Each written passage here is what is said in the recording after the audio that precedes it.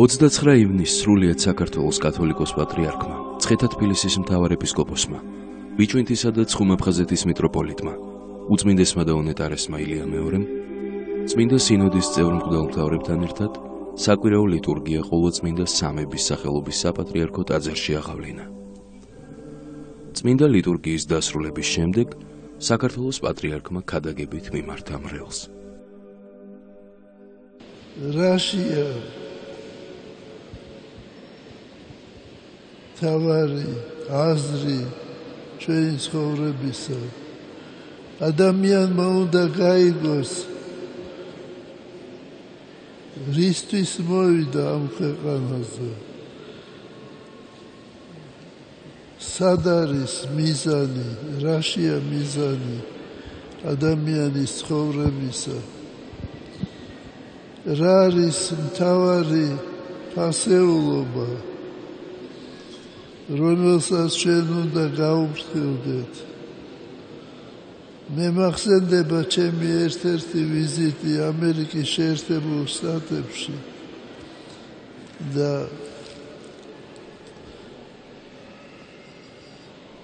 მე არ მახსოვს ნიუ-იორკში თუ ვაშინგტონში ჩვენ შევხვდით ერთ ადგილს, რომელიც იყო შეღობილი მართულებით და იქ ამ უზარმაზარ სახლებს შორის იყო გაშენებული პატარა ბოსტანი. როცა ჩვენ ვიკითხეთ, რომ რას ნიშნავს ეს ამ შუა ქალაქში ბოსტანი,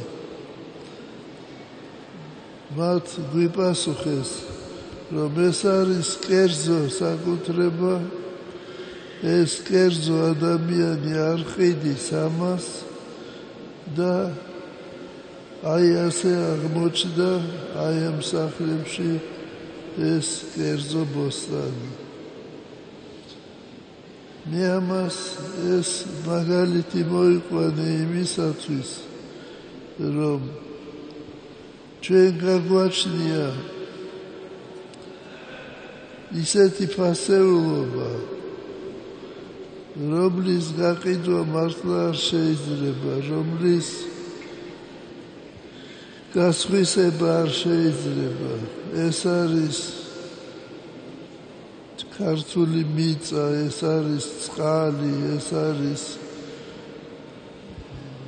წყალი, მე ვგულისხმობ წყაროს წყალი, მდინარე, საბადოები.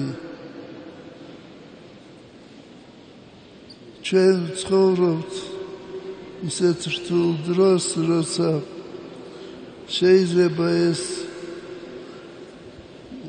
ფასეულობა, რომლითაც არსებობს ქართველი ადამიანი, ჩვენი ხალხი, შეიძლება ჩვენს მთლიანად დავკარგოთ, იმიტომ რომ სხვებს გააჩნია ბევრი საშუალება და ფული იმისათვის, რომ იყიდონ ეს ყველაფერი უცხო ხალხსა, უცხო ქვეყნებს და შეიძლება საქართველოს დარჩეს სრულიად ცარიელი. აი ამიტომ დიდი დაფიქრება გვჭირდება ჩვენ.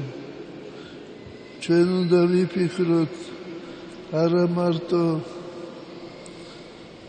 ჩვენს თავზე, არამედ ჩვენს მომავალზე, ჩვენს შთამომავლობაზე. არის ასეთი შემთხვევები, როცა ხდება გაყიდვა კი არა, დროებით გასხვისება 100 წლით, ან 90 წლით, ან 50 წლით, მაგალითად ტყის გასხვისება. ტყე რომ განადგურდება თვითონ ხალხიც. აი ამიტომ 100 წელი რაც უნდა ტყის განადგურებას ერთი კვირაც ეყოფა და ეს ძალიან საშიშია. აი ამიტომ ჩვენმა ხელისუფლებამ დიდი ყურადღებით, დიდი რუდუნებით უნდა მიაქციოს ყურადღება საკითხს და ჩვენმა ხალხმა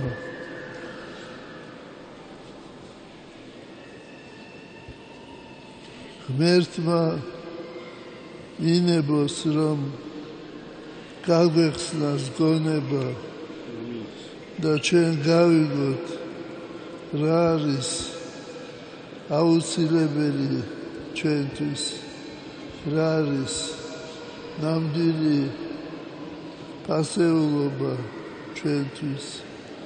ღმერთმა დაგლოცოთ და გაგახაროთ. დღეიდან ჩვენ ვიწყებთ გვარების დალოცვას. დღეს ილოცება შემდეგი გვარები: აბუაშვილები, მამუკაშვილები, სამხარაულები, კრაწაშვილები და ქაჯაიები. ჩვენ გვინდა წავიკითხოთ შენდობის გახსნის ლოცვა, რომ ღმერთმა შეუდოს მათ შეწოდებადი მათი ნებსიტნი და უნებლიეთი და თუ იმყოფებიან წყევლასა ან შეჩვენებასა ქვეშე, ღმერთმა გაანთავისუფლოს ამ წყევლისაგან.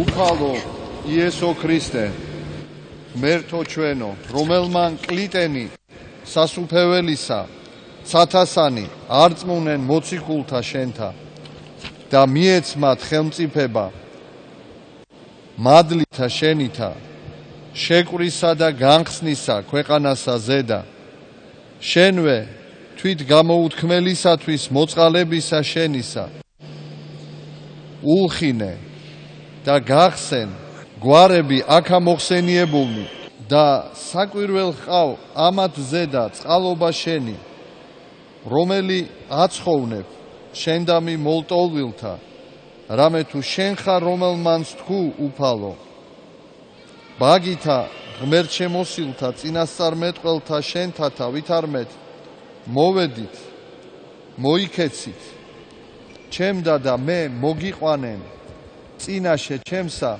რამე თუ არამნებავ სიკვდილი ცოდვილისა, არამედ მოქცევა და ცხოვრება მისი. ეგრეთვე აქა მოხსენიებულნი გზისაგან საცთურისა მოქცეულნი დაიფარე წყალობითა შენითა, იხსენ, ულხინე, შეუნდევ და მოწყალებით მოუწოდე, რამე თუ შენ ხარ ღმერთი მონანულთა და შენდა დიდებასა აღვავლენთ მამისა და ძისა და წმიდისა სულისა, აწ და მარადის და უკუნითი უკუნისამდე. ამინ. ღმერთმა დაგლოცოთ, ღმერთმა გაგახაროთ, მშვიდობა მოღწეთ. ბატონ რეზო ამაშუკელს დღეს შეუსრულდა 75 წელი, ულოცავთ მას ამ დიდ თარიღს და ღმერთი იყოს მისი მფარველი და მრავალშამიერი იყოს მისი სიცოცხლე. ამინ. თქვენის და იგზელობა. ჩვენთან არის ღმერთი.